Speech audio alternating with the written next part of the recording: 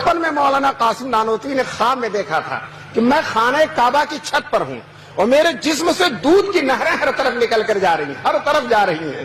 دوستو، کسی عارف کامل نے اس خواب کی تعبیر بتلائی تھی کہ یہ بچہ بڑا ہو کر حضور پاک صلی اللہ علیہ وسلم کے دین کی ایسی خدمت کرے گا، ایسی خدمت کرے گا جس کا فیض دنیا کے گوشے گوشے میں پہنچے گا۔ دوستو، یہ ایک مدرسہ ہے جو تاریخ میں اس مدرسے کی مثال نہیں بن سکتی۔